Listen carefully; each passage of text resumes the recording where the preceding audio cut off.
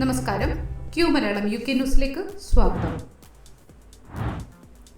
വെയിൽസിലെ കാർഡിഫിൽ നടന്ന വാഹന അപകടത്തിൽ 4 മലയാളി വിദ്യാർത്ഥികൾക്ക് പരിക്കേറ്റു.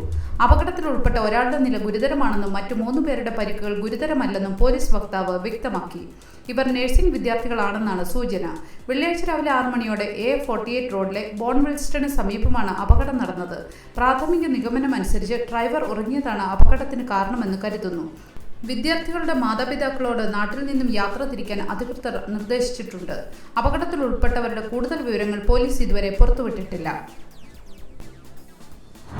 UK-യിൽ നടന്ന പ്രാദേശിക കൗൺസിൽ തെരഞ്ഞെടുപ്പിൽ മലയാളിയായ സജീഷ് ടോം കൗൺസിലറായി വീണ്ടും ജയിച്ചു. ബേസിംഗ്സ്റ്റോക്ക് ആൻഡ് ഡീൻ ബറോ കൗൺസിലിന്റെ കൗൺസിലർ സ്ഥാനത്തേക്കാണ് സജീഷ് ടോം മത്സരിച്ചത്.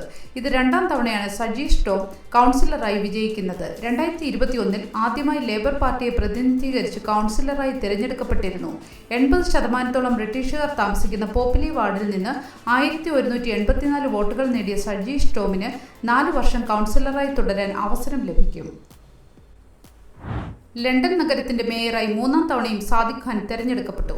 ഇംഗ്ലണ്ടിലെയും വെയിൽസിലെയും പ്രാദേശിക കൗൺസിലുകളിലേക്ക് നടന്ന തെരഞ്ഞെടുപ്പിൽ ഉജ്ജ്വല വിജയം നേടിയ ലേബർ പാർട്ടി 40 വർഷത്തെ ചരിത്രത്തിലെ ഏറ്റവും വലിയ രാഷ്ട്രീയ വിജയത്തിന്റെ ആഹ്ലാദത്തിലാണ്. മറ്റൊരു പ്രതിപക്ഷ കക്ഷിയായ ലിബറൽ ഡെമോക്രാറ്റുകൾ ഭരണകക്ഷിയായ ടോറികളെക്കാൾ മികച്ച പ്രകടനമാണ് കാഴ്ചവെച്ചത്. 3.2% വോട്ടിന്റെ വർധനവാണ് കഴിഞ്ഞ തെരഞ്ഞെടുപ്പിനേക്കാൾ സാദിഖ് ഖാന് ലഭിച്ചത്. ലേബർ കൗൺസിലുകൾ ഡീസൽ ഡ്രൈവർമാർക്ക് പാർക്കിങ്ങിന് £250 വരെ പിഴ ചുമത്തുന്നു. ഡീസൽ വാഹനങ്ങൾക്ക് റെസിഡൻഷ്യൽ ഓൺ സ്ട്രീറ്റ് പാർക്കിംഗ് പെർമിറ്റുകൾ കൂടുതൽ ചിലവേറിയതാകുന്നു. ഇതിൽ 4 ഒഴികെ എല്ലാം ലേബർ നടത്തുന്നതാണ്. വായുമലിനീകരണം പരിഹരിക്കാനുള്ള ശ്രമങ്ങളുടെ ഭാഗമായി ഡീസൽ കാറുകളെ നിരുത്സാഹപ്പെടുത്തുന്നതിന് ഈടാക്കുന്ന അധിക ഫീസ് UK-യിലെ മറ്റിടങ്ങളെ അപേക്ഷിച്ച് കൂടുതലാണ്. ഡീസൽ വാഹനം പാർക്ക് ചെയ്യുന്നതിന് ഏറ്റവും കൂടുതൽ വാർഷിക ഫീസ് ഈടാക്കുന്നത് ഈസ്റ്റ് ലണ്ടനിലെ ഹാക്കനി കൗൺസിലാണ്.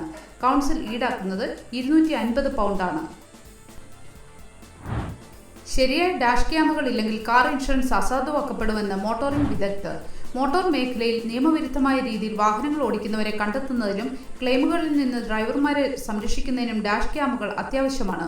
നിലവിൽ UK-യിൽ ഏകദേശം 2.9 ദശലക്ഷം വാഹനം ഓടിക്കുന്നവരും ഡാഷ് ക്യാമറകൾ ഉപയോഗിക്കുന്നവരുമുണ്ട്. ഡാഷ് ക്യാമറകളുമായി ബന്ധപ്പെട്ട കുറഞ്ഞ ഇൻഷുറൻസ് ചെലവുകളും പ്രീമിയങ്ങളും പോലുള്ള നിരവധി ആനുകൂല്യങ്ങളുണ്ടെങ്കിലും ചെറിയ രീതിയിലുള്ള തെറ്റുകൾ പോലും ഇൻഷുറൻസ് കവറേജ് അസാധുവാക്കിയേക്കാം. ക്ലെയിമുകൾ എടുക്കുമ്പോൾ ഉപഭോക്താക്കൾ ഹാർഡ്വെയറിംഗ് സംബന്ധിച്ചുള്ള നിയമപരമായ കാര്യങ്ങളെക്കുറിച്ച് അറിഞ്ഞിരിക്കണം. അല്ലെങ്കിൽ ഇവ അസാധുവാകാൻ സാധ്യതയുണ്ടെന്ന് സെലക്ട് വൺ ലീസിംഗിലെ മാനേജിംഗ് ഡയറക്ടർ ഗ്രഹാം കോൺവേ പറയുന്നു. അസ്ലഫ് യൂണിയനിലെ ഡ്രൈവർമാർ 24 മണിക്കൂർ പണിമുടക്കിലേക്ക്. അസ്ലഫ് യൂണിയനിലെ ഡ്രൈവർമാർ ചൊവ്വാഴ്ച മുതൽ വ്യാഴം വരെയുള്ള 3 ദിവസങ്ങളിലായി ഇംഗ്ലണ്ടിൽ 24 മണിക്കൂർ പണിമുടക്കും. അതേസമയം തിങ്കളാഴ്ച മുതൽ ശനിയാഴ്ച വരെ രാജ്യവ്യാപകമായി ഓവർടൈം നിരോധനം ബാധകമാക്കും. പണിമുടക്ക് വെയിൽസിലേക്കും സ്കോട്ട്ലൻഡിലേക്കുമുള്ള ക്രോസ് ബോർഡർ സർവീസുകളെയും ബാധിക്കും. മെച്ചപ്പെട്ട ശമ്പള ഓഫറിന് വേണ്ടിയുള്ള സമരം തുടരുമെന്ന് യൂണിയൻ അറിയിച്ചിട്ടുണ്ട്. ലെഗോലാൻഡിൽ 5 മാസം പ്രായമുള്ള കുഞ്ഞിന് ഹൃദയസ്തംഭനം ഉണ്ടായതിനെ തുടർന്ന് യുവതി അറസ്റ്റിൽ. വ്യാഴാഴ്ച ഉച്ചയ്ക്ക് 1 മണിയോടെ തീം പാർക്കിൽ വെച്ചാണ് കുഞ്ഞിന് അസുഖം ഉണ്ടായതെന്ന് പോലീസ് പറഞ്ഞു. പരിക്കേറ്റ കുട്ടിയെ അവഗണിച്ചുവെന്ന സംശയത്തിൽ 27-കാരിയായ യുവതിയെ ശനിയാഴ്ച പോലീസ് അറസ്റ്റ് ചെയ്തു. പിന്നീട് ഇവരെ ജൂലൈ 26 വരെ പോലീസ് വിട്ടയച്ചു. ഷാൻഡ്ലേഴ്സ് ഫോർഡിലെ ഫാർമസിയിൽ പട്ടാപ്പകൽ മോഷണം. ഈസ്റ്റ് ലേയിലെ ഷാൻഡ്ലേഴ്സ് ഫോർഡിലുള്ള പാർക്ക് ഫാർമസിയാണ് കഴിഞ്ഞ ബുധനാഴ്ച കൊള്ളയടിക്കപ്പെട്ടത്. ഫാർമസിയിലെ സ്റ്റാഫുകൾ കോവിഡ് ഫ്ലൂ വാക്സിനുകൾ നൽകുന്നതിന്റെ തിരക്കിനിടയിൽ 2 പേർ ഫാർമസിയിലേക്ക് കയറിവന്ന് പെർഫ്യൂമുകളും മറ്റു വിലപിടിപ്പുള്ള സാധനങ്ങളും അവരുടെ ബാഗിൽ നിറച്ചു. മറ്റ് സ്റ്റാഫുകൾ തടയാൻ ശ്രമിച്ചുവെങ്കിലും മോഷണം നടത്തുന്നവരുടെ കയ്യിൽ ആയുധങ്ങൾ ഉണ്ടാകാമെന്ന ഭയമുണ്ടായിരുന്നിട്ടും അവരെ തടയാൻ ശ്രമിക്കുകയും അത് വിഫലമാകുകയും ചെയ്തുവെന്ന് ഈ ഫാർമസിയിലെ സൂപ്രണ്ടന്റന്റ് ഫാർമസിസ്റ്റായ മിതേഷ് പട്ടേൽ പറഞ്ഞു. മോഷണത്തെക്കുറിച്ച് ഹാംഷെയർ പോലീസിന് റിപ്പോർട്ട് നൽകിയിട്ടുണ്ടെന്നും അവർ കേസ് അന്വേഷിച്ചു വരികയാണെന്നും അറിയിച്ചു.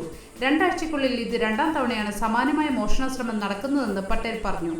കള്ളന്മാരെ തിരിച്ചറിയുന്നതിനായി ജനങ്ങളുടെ സഹായം അഭ്യർത്ഥിച്ചിരിക്കുകയാണ് ഫാർമസി.